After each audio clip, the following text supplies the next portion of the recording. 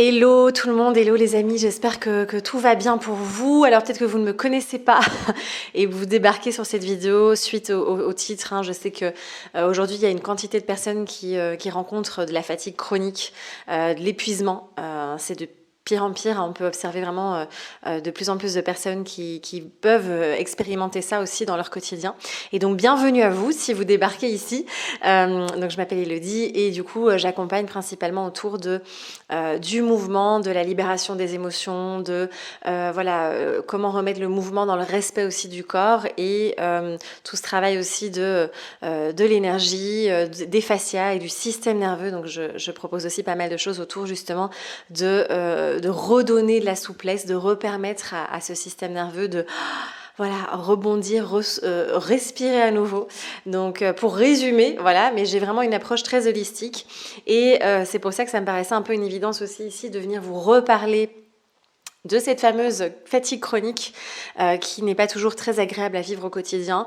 Je sais ce que c'est, je suis passée par là et j'en sors en douceur parce que c'est un sacré process aussi et vous allez comprendre aussi pourquoi ici.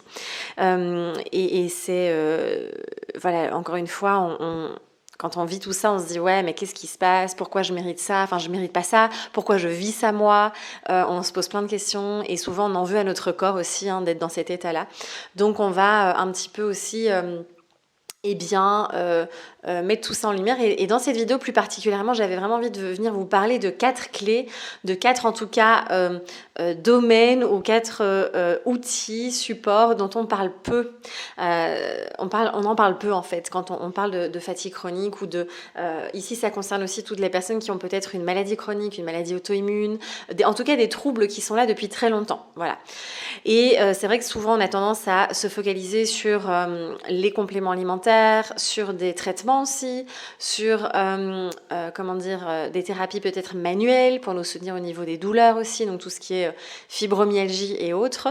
On a tendance à on nous donne un diagnostic clairement en général en disant vous allez avoir ça à vie, on ne sait pas trop d'où ça vient, on va vous donner des anti-inflammatoires, des antidépresseurs et ça va maintenir un peu le bazar, c'est un petit peu ça, clairement vous l'avez peut-être vécu, moi je l'ai vécu en tout cas.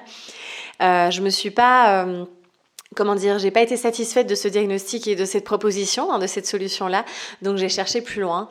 Et c'est clair que on verra, on va en parler aussi, mais l'alimentation est super importante. Soutenir parfois les compléments alimentaires peuvent être intéressants, mais on va voir qu'aujourd'hui, pour moi, c'est devenu un sacré bordel aussi, clairement.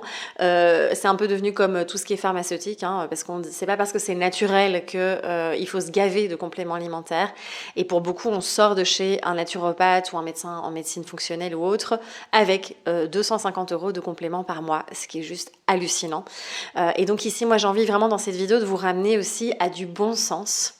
Je prépare un gros projet autour de la santé holistique qui sera prévu pour 2025, donc c'est pas pour maintenant, mais en tout cas j'ai tellement de choses à vous dire à ce niveau-là, mais j'ai d'autres projets avant parce que l'idée c'est de revenir à du bon sens, à de la simplicité et à aller voir tout ce que la nature nous propose aussi, parce que en fait on se rend compte que tout est déjà là et on va toujours chercher encore une fois cette fameuse pilule magique.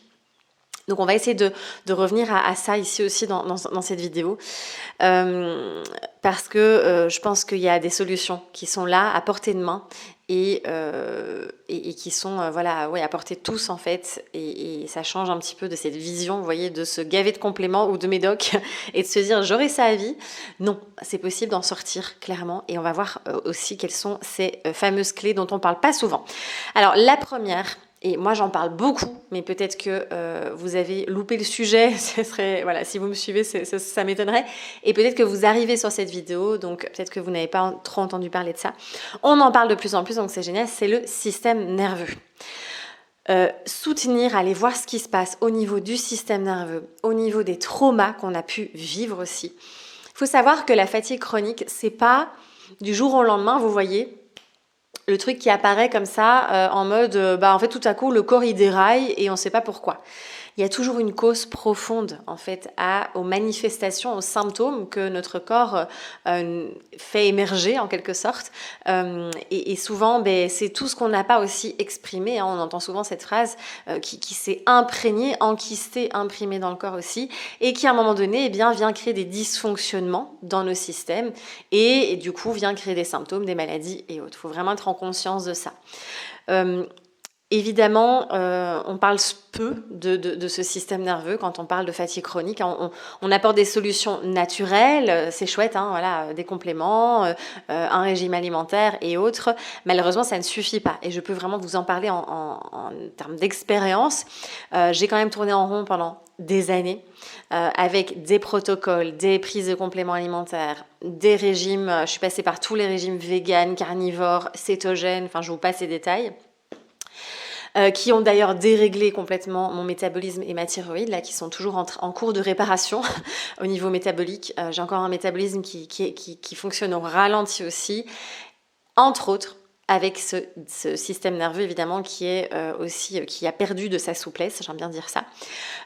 Et c'est vrai qu'on parle peu souvent de cette... On va rarement à la cause profonde, vous voyez. Alors on essaie de tisser des liens en science, en biologie, en se disant ah mais tiens c'est pas vraiment la thyroïde, ça part des surrénales.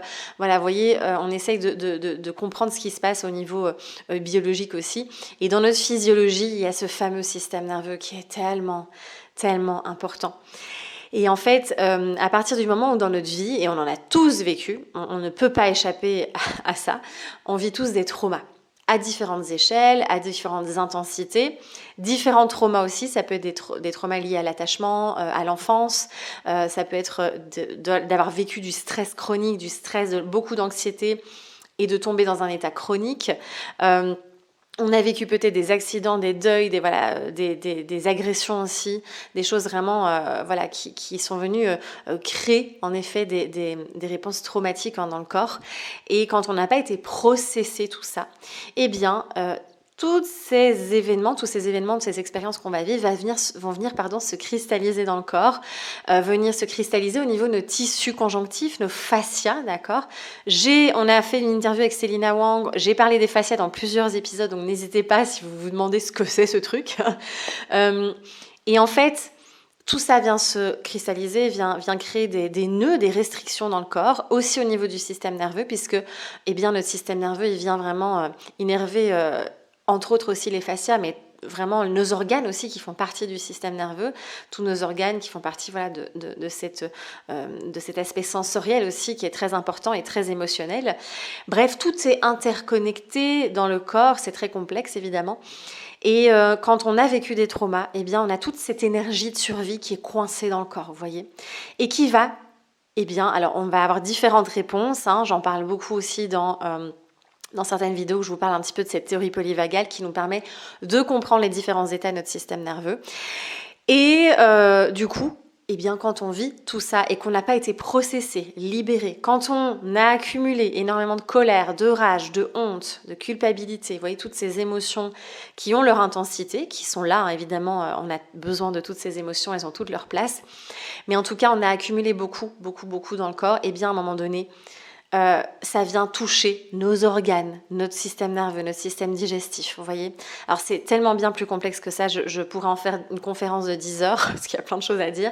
Je vais essayer de rester concise ici aussi pour que ce soit digeste.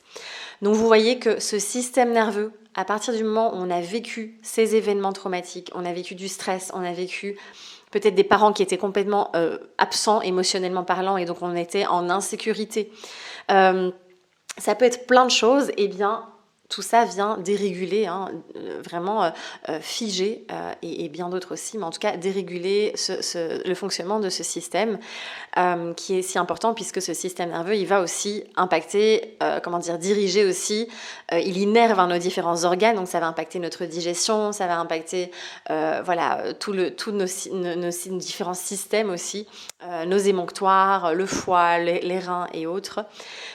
Et on va tomber dans un état aussi qui peut être de survie, un état d'hypervigilance aussi, qui fait que en fait, ça nous pompe une énergie de fou et que même au niveau cellulaire, nos cellules, au lieu de produire de l'énergie, donc ce sont les mitochondries qui sont un petit peu les petites usines là, cellulaires, ces mitochondries, au lieu de créer de l'énergie pour vivre la vie, vous voyez, pour faire ce qu'on a envie de faire, pour être en action et autres, eh bien cette énergie, elle va être tournée vers la survie, vers la sécurité, vous voyez. Et donc en fait, c'est pour ça qu'on est tout le temps épuisé. Pour vous résumer, c'est bien plus complexe que ça. Donc, pour moi, une clé fondamentale, et peut-être que ce serait même la première, c'est de venir redonner cette souplesse, cette résilience à notre système nerveux pour sortir d'un état dans lequel on est bloqué, vous voyez, depuis des années. Ça peut être en dorsal, ça peut être en sympathique, ça peut être en figement fonctionnel, il y a différents états. Et retrouver cette capacité de revenir dans notre état ventral qui est cet état de repos, de digestion et de sécurité. Vous voyez ? Et on n'est pas fait pour vivre tout le temps dans cet état-là. On a besoin, là je suis dans le sympathique pour pouvoir vous parler, vous voyez, dans cette vidéo. On a besoin de tout ça. Mais en tout cas, de pouvoir remettre cette souplesse pour ne pas rester coincé dans un état de stress chronique, pour ne pas rester coincé dans un effondrement, un figement. Et c'est ce qu'on vit souvent quand on fait un burn-out ou une dépression. Donc le travail en tout cas, venir prendre soin de ce système nerveux, réactiver ce tonus vagal va être primordial. Alors, il y a déjà pas mal de contenu que je vous partage, que ce soit dans le podcast ou dans les vidéos. On prépare un magnifique programme, vraiment, qui va être une pépite, une boîte à outils qui va vous servir à vie, vraiment, mais je n'exagère pas parce que c'est tous les outils que Chloé et moi, donc qui m'accompagnent là dans la création de ce programme, que nous mettons en place et qui nous ont tellement aidés là sur ce chemin. Et donc rendez-vous en septembre. N'hésitez pas à vous abonner à la newsletter ou à suivre sur les réseaux ou à vous abonner ici pour être tenu au courant évidemment de cette nouveauté. Mais en tout cas, on a très à cœur de vous rassembler des outils simples. L'idée, c'est pas de vous submerger encore plus, d'avoir une simplicité, de trouver ce qui vous convient, parce que pour moi, on a vraiment cette capacité aussi d'auto-guérison, et c'est comment je soutiens mon corps pour qu'il puisse s'auto-régénérer. Voilà. Donc la première clé, c'est ce fameux système nerveux dont on parle si peu. La deuxième clé, et alors là, on n'en parle pas du tout en francophonie, on est 10 guerres en retard comme d'hab, donc moi j'étudie tout ça en anglophonie, c'est le rythme circadien. De pouvoir se reconnecter à un rythme naturel, biologique. On passe nos journées sur les écrans avec la lumière artificielle, on passe nos journées à l'intérieur, enfermés entre quatre murs. J'aurais d'ailleurs adoré tourner cette vidéo dans la forêt, sauf que j'ai pas encore reçu mon stabilisateur. Et en fait, on est complètement déréglé au niveau biologique, en fait au niveau du cycle de la nature. Vous voyez ? Les animaux, ils vivent dehors, qui est censé être notre état. Alors, gratitude, on vit quand même, pour la plupart d'entre nous, en tout cas, on a un toit, on est dans un certain luxe aussi. Et en même temps, eh bien, notre état, notre maison, notre espace, notre environnement naturel, ça reste quand même la nature et l'extérieur. Et en fait, on a développé une peur du soleil aussi. Le soleil, c'est dangereux, etc. Alors, évidemment, tout est une question de dosage, n'est-ce pas ? Et en fait, cette lumière naturelle, elle est tellement, tellement, tellement importante. Je ne vais pas rentrer dans les détails ici parce que je suis encore en train de l'étudier. Ce sera pour l'année prochaine aussi. Mais en tout cas, déjà ce qu'on peut faire là aujourd'hui, parce que pourquoi on est fatigué aussi, parce qu'on est complètement décalé, parce qu'on est tout le temps à l'intérieur avec des lumières artificielles. Donc ce que je peux vous inviter peut-être à explorer, c'est de se dire, en fait, je vais sortir. Alors l'idée, c'est de retrouver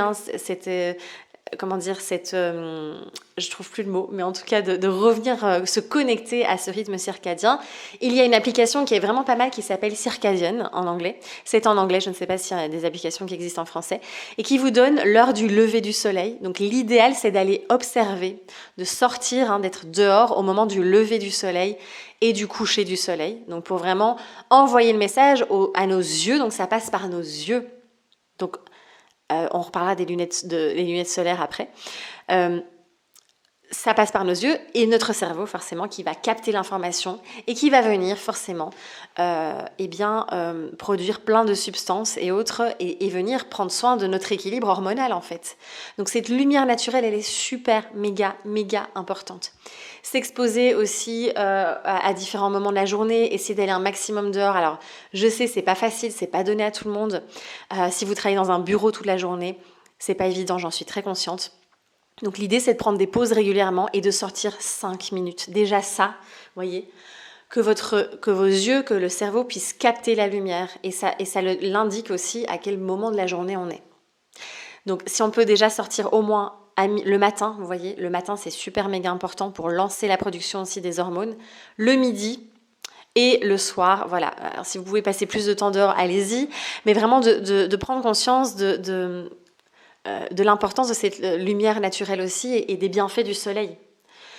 On se protège aujourd'hui avec un chapeau, des lunettes, on se fout de la crème solaire. Déjà, on n'absorbe pas du tout la vitamine D, parce qu'elle ne traverse pas du tout notre peau, du coup. Et en fait, il faut comprendre que les lunettes de soleil, je ne dis pas qu'il ne faut pas du tout en mettre, parce que des fois, on ne voit rien, donc voilà, selon l'intensité. Mais en tout cas, moi, j'en mets quasiment plus. J'essaye vraiment de laisser mes yeux capter cette lumière aussi, et les différences UV. Et de s'exposer de manière, voilà, encore une fois, c'est du bon sens, vous voyez, c'est je m'expose, pas en excès, mais je m'expose aussi, quoi. Faut pas rester enfermé non plus tout le temps. Et alors pour les lumières artificielles, pareil, nos écrans, hein, malheureusement on est beaucoup devant les écrans aujourd'hui aussi. Et donc pareil, quand le soleil s'est couché, à partir de là, moi en tout cas ce que je fais c'est que je mets des lunettes anti-lumière bleue. Attention, il y a tout et n'importe quoi. Moi j'ai carrément des lunettes avec des verres orange. Donc c'est un peu bizarre, ça fait un peu hippie, ça donne un petit style. Mais voilà, qui viennent vraiment, des vraies bonnes lunettes, hein, une bonne marque qui permet de bloquer ces lumières aussi artificielles, la lumière bleue surtout, le soir, parce que sinon ça dérègle complètement notre horloge biologique et donc notre système hormonal. Et donc, ça vient impacter aussi tous ces syndromes de fatigue chronique, les maladies auto-immunes et autres. On sous-estime vraiment, vous voyez, ce point-là. Voilà, on va s'arrêter là parce que c'est déjà pas mal au niveau de ce point-là, parce qu'on pourrait en parler longtemps aussi. Alors, un autre point, une quatrième clé dont on parle peu aussi, parce qu'aujourd'hui, on est toujours... Donc, là, je vais parler d'alimentation. On est toujours dans ce délire, et moi ça me... dans ce truc de déficit calorique, de restriction calorique, de régime, de je compte les points, je compte les calories, etc. Alors, il n'y a pas de mal parfois à compter les calories pour justement se rendre compte qu'on ne mange pas assez et le corps il est en PLS, quoi, il est en sous-régime, parce qu'en plus, il faut savoir que quand on ne mange pas assez, le corps il va se dire c'est la crise, c'est la famine, je vais stocker pour survivre. Vous voyez, c'est très instinctif, c'est très biologique. Et on est dans ces restrictions qui viennent créer énormément de stress au corps, qui viennent déréguler le système nerveux aussi. Parce que qu'est-ce qui se passe quand on a faim ? En fait, on vient créer vraiment, on peut le ressentir, hein, ce stress vraiment au niveau physiologique aussi. Et le corps, ça le met en insécurité à nouveau. Donc vous voyez, ça dérègle le système nerveux, ça dérègle tous les hormones aussi. Les glandes surrénales produisent aussi le cortisol, l'adrénaline, etc. Vont libérer des hormones de stress. Donc ça vient dérégler aussi tout le corps. C'est un grand stress pour le corps d'être dans ces restrictions caloriques. Et c'est vrai qu'aujourd'hui, moi, ça me fait à chaque fois, waouh, je me dis, parfois, quand on est avec des femmes, c'est très typique, hein, mais c'est très cliché ce que je vais dire là, mais c'est tout le monde prend des salades, quoi. Et en fait, il y a tellement peu de calories dans une salade, ça nourrit pas du tout, vous voyez. Et donc, on doit revenir. Et après, en fait, pourquoi aussi on vit des compulsions, je vais y arriver, des compulsions alimentaires, par exemple. Parce que, alors oui, il y a l'émotionnel derrière, ça c'est une évidence, mais aussi parce que le corps, vous voyez, il est en manque, il est en sous-calories. Du coup, qu'est-ce qu'il va demander ? Du gras et du sucre. Combiner gras et sucre, parce que ça va être du carburant, ça va être rapide, ça va satisfaire le corps. Et c'est pas pour rien que vous avez ces compulsions-là aussi. C'est probablement parce que le corps, vous voyez, eh bien, il est en demande simplement. Il est en train de vous demander du carburant, vous voyez. Et donc, quand on est en fatigue chronique aussi, ça peut être une cause aussi de ne pas manger assez. Et du coup, on est épuisé. Et ça, c'est quand même un gros point dont on parle très peu. On va justement tout le temps soit se diriger vers des régimes restrictifs. Aujourd'hui, il y a le régime carnivore qui est en train d'exploser, qui arrive en France. Il y a quelques comptes, etc. Et encore une fois, on est dans quelque chose qui va peut-être nous soulager. Moi, je suis passée par là. Qui va peut-être nous soulager quelques mois, quelques années. Mais encore une fois, on est dans des excès, vous voyez. Et en fait, le corps, il va à un moment donné toujours compenser. Il va toujours vous amener à nouveau vers des compulsions alimentaires ou vers d'autres dérèglements au niveau du corps, des hormones, de la thyroïde et autres. Et donc, ce que j'ai vraiment envie de vous partager ici, c'est l'importance de manger suffisamment et de manière nutritive. C'est-à-dire que je ne vais pas aller augmenter la salade dans mon assiette, d'accord ? La densité calorique et vraiment la densité nutritive de ce que vous allez manger. Ça, c'est super, méga important aussi. Pareil, on pourrait en parler des heures, mais déjà de juste prendre conscience de, en fait, j'ai tout le temps faim. Mais pourquoi j'ai tout le temps faim ? Ou pourquoi je suis tout le temps épuisée ? Et aussi, du coup, forcément, ça vient éteindre notre métabolisme qui, en fait, est en sous-régime aussi, qui est au ralenti et qui va, du coup, on a l'impression de ne pas avoir faim. Et l'idée, c'est que le matin, normalement, quand on se lève, on est censé avoir, voilà, il y a la chaudière qui fonctionne, vous voyez, il y a le feu digestif, et on est censé avoir faim, mais pas faim en mode on est en hypoglycémie intergalactique, c'est pas du tout ça, parce que là, il y a un problème aussi. Mais en tout cas, voilà, c'est comment je peux rallumer ce métabolisme aussi. Et l'alimentation, elle va être évidemment super importante aussi. Parce que mieux je vais manger, en tout cas en suffisance, en quantité, moins je vais générer de stress dans mon corps aussi. Plus mon corps va être en sécurité, et moins mon système nerveux va être dérégulé. Et donc, tout le reste, les hormones et tout ce qui va faire que je suis en épuisement chronique. Donc ça va être vraiment une base aussi qui va être vraiment primordiale. La 4e clé dont on parle peu, alors vous allez dire, ouais, on en parle, mais comment ? C'est le mouvement. Donc évidemment, là, c'est un peu ma spécialité. En fait, souvent, quand on est épuisé, on va se reposer. On va rester allongé et on a besoin de ça, vous voyez. Je dis pas qu'il ne faut pas se reposer. On est dans un monde aujourd'hui où on est dans une hyperactivité, où tout va très vite, où on ne s'arrête jamais. Donc on a besoin clairement de ralentir. Ça, c'est une évidence. Et la fatigue chronique, souvent, elle apparaît chez des personnes qui en font trop, qui soit sont dans du people pleasing, qui disent oui à tout, qui s'oublient complètement, qui soit sont dans un rythme de vie de ouf, ne savent pas dire non, et en font trop en général. Vous voyez, bossent beaucoup ou se donnent à corps perdu pour leurs enfants. Enfin bref, on pourrait prendre 10 millions d'exemples. Et en fait, le corps, il va, vous voyez, installer cette fatigue aussi pour qu'on puisse ralentir. Il va nous obliger, en quelque sorte, à ralentir. Alors, il y a toute la sphère aussi, bien sûr, des pensées, de ce qu'on se raconte, des histoires, des croyances. Ça, on abordera dans le programme avec Chloé aussi. De reprogrammer ce cerveau aussi, parce que c'est super important. Si on a créé un état d'alerte constant, on est tout le temps focalisé sur le négatif, parce que c'est notre instinct aussi de survie. On verra comment reprogrammer ça.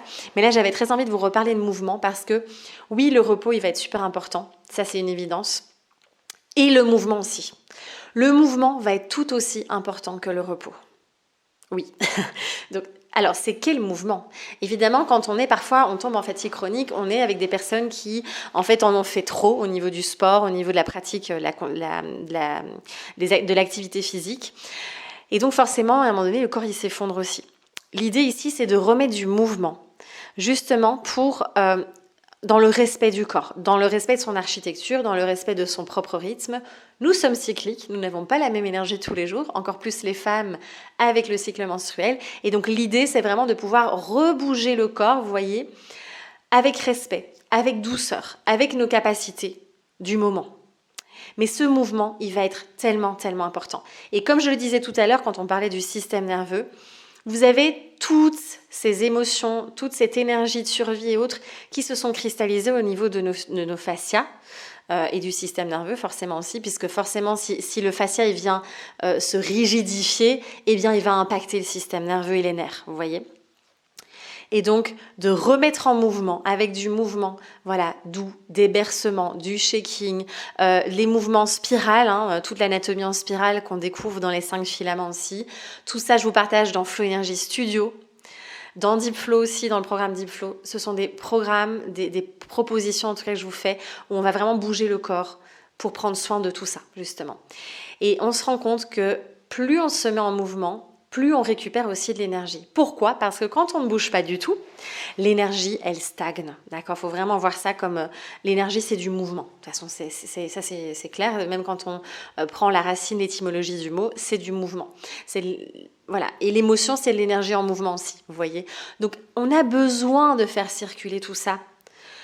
Et ça ne veut pas dire, encore une fois, qu'il faut aller faire 2 heures de trail ou de marathon, vous voyez, mais vraiment de se dire, ok, comment je peux mettre en mouvement pour faire circuler cette énergie? Et on se rend compte que, en fait, parfois on est épuisé, on se dit, ouais, vas-y, je vais encore aller dormir. Et qu'en fait, quand on s'offre un moment de mouvement, eh bien, l'énergie revient. Elle est à nouveau là, mais en fait, c'est parce qu'elle circule à nouveau. Et je sais à quel point c'est hyper dur parfois parce qu'on est éreinté. Et donc, évidemment, des fois, on a besoin vraiment d'aller dormir et de se reposer, ça c'est une évidence. Et en même temps de se dire, ok, là, je vais m'offrir un moment de mouvement. Et même si c'est déjà 10 minutes, même si c'est 5 minutes, vous voyez, c'est déjà ça. Et ça change tout, vraiment, vraiment, vraiment. N'hésitez pas, il y a des vidéos aussi ici sur YouTube, si vous voulez déjà découvrir aussi, voilà un petit peu à quoi ça ressemble. Moi, j'ai introduit beaucoup de mouvements très fluides aussi pour justement faire danser cette énergie aussi. Mais voilà, ce mouvement, on en parle peu de cette manière-là, en fait. Et finalement, on va dire à quelqu'un qui rencontre de l'épuisement chronique ou autre, repose-toi, ou tu as la fibromyalgie, tu peux pas trop bouger, etc. Alors que justement, ce sont ces personnes-là qui ont probablement le plus besoin de mouvement. Donc voilà, c'est important pour moi de venir reparler de ça aussi. Et donc ces 4 clés, si déjà en tout cas, vous vous intéressez peut-être à ces thématiques-là et qu'on remet ça en place comme on peut, avec beaucoup de douceur, en faisant du mieux qu'on peut. Parce que quand on est fatigué, eh bien souvent, si on est en plus en figement ou en effondrement, en tout cas, en dorsale, vraiment dans l'état du système nerveux, c'est sûr que ça va être compliqué de mettre des choses en place et que ça va être important de d'abord libérer cette énergie de survie, de faire circuler, de réinstaller de la sécurité intérieure aussi, pour petit à petit défiger tout ça, vous voyez, sortir du figement et pouvoir mettre des choses en place aussi. Ce sont des petites choses assez simples quand même que je vous propose là aussi. C'est du bon sens, vraiment c'est du bon sens et c'est des outils qui en fait, une fois qu'on les a, c'est à vie et ça coûte vachement moins cher que se payer 250 € de compléments alimentaires par mois. Donc voilà. D'ailleurs, en parlant de compléments alimentaires, pareil, le magnésium par exemple, parfois on se gave de magnésium qu'on n'absorbe pas du tout dans l'intestin parce que pour beaucoup aujourd'hui l'intestin il est un petit peu devenu perméable et poreux alors qu'en fait il suffit d'acheter des gros sacs. Là moi j'ai reçu le mien hier, 25 kg de sel d'Epsom, hop, et on fait des bains de pied au sel d'Epsom, 10-15 minutes, vous mettez 1 ou 2 poignées de sel dans une bassine ou dans la baignoire avec de l'eau et ça vous reminéralise aussi, d'accord? Donc pareil, essayons de trouver des choses simples qui sont pas trop chères, d'accord, et qui peuvent nous soutenir aussi dans le quotidien. Donc voilà un petit peu tout ce que je voulais vous partager. C'est un peu long, mais ça me tenait à cœur de venir vous reparler de tout ça, de ce que moi je mets en place là, qui me fait vraiment du bien profondément. Je vois une différence et qui étaient des clés peut-être qui peuvent manquer. Et donc peut-être que ça va aussi vous mettre en lumière certaines choses. En tout cas, je le souhaite. Je vous le souhaite vraiment de tout cœur.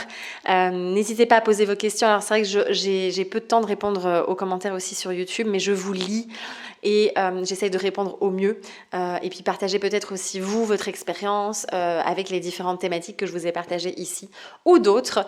On se retrouve avec joie dans une prochaine vidéo. Prenez bien soin de vous et à bientôt. Bye!